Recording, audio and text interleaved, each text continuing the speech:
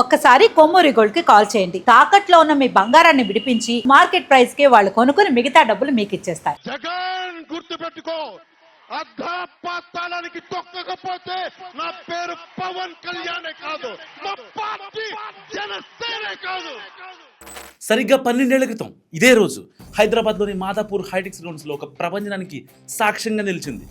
ఒక నిర్దిష్టమైన ఆలోచన విధానంతో, ఒక సుదీర్ఘమైన 25 సంవత్సరాల లక్ష్యంతో నేను ఇలా మీ ముందుకు వచ్చాను.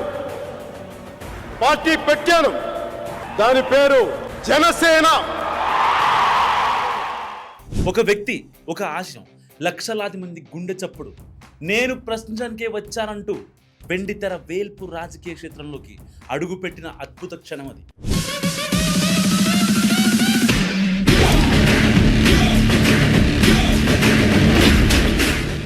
అదే జనసేన ఆవిర్భావం. కేవలం అధికారం కోసం కాదు, వ్యవస్థలో మార్పు కోసం, ఓట్లు వేయించుకోవడం కోసం కాదు, ప్రజల గొంతుకు అవ్వడం కోసం పుట్టిన పార్టీ ఇది. గడిచిన ఈ 12 ఏళ్లలో ఎన్నో ఆటంకాలు, ఎన్నో అవమానాలు, ఎన్నో ఒడిదుడుకులు. 55 ఏళ్ళు వచ్చింది గాడిదికి వచ్చినట్టు. జగన్ సార్ చిటికెన వేల మీద ఉన్న వెంట్రుకను కూడా నువ్వు పీకలేవని నేను చెప్తున్నా. రే సన్నాసి నరసన్నాసి, నా కొడాక నాలుగు చీలేస్తా మళ్ళీ. పిచ్చి కుక్క ఎవడాడు? పవన్ కళ్యాణ్ అనేవాడు పిల్లల్ని మార్చడం కాదు. నువ్వు రిజల్ట్స్ లో నీకు చూపిస్తా. పిఠాపురంలో నువ్వు ఓడిపోబోతున్నావు. రాసుకో, నువ్వు శాసనసభకు వెళ్లే నైతిక అర్హత నీకు లేదు, భవిష్యత్తులో రాదు, గుర్తుపెట్టుకో. నువ్వు ఎమ్మెల్యే కూడా కాలేవని కూడా ఈ సందర్భంగా తెలియజేసుకుంటున్నా. అయ్యా పీకే, నువ్వు ఏమీ పీకలేవు. వీటన్నింటినీ తట్టుకుని 2024 ఎన్నికల్లో 100% స్ట్రైక్ రేట్తో చరిత్ర సృష్టించి నేడు ఆంధ్రప్రదేశ్ అభివృద్ధిలో కీలక భాగస్వామిగా నిలిచిన జనసేన చైత్రయాత్ర నిజంగా అందరికీ ఆదర్శం. ఎగ్జిట్ పోల్స్ అంచనాలని కూడా తలకిందులు చేస్తూ పవన్ పార్టీ విజయం సాధించింది.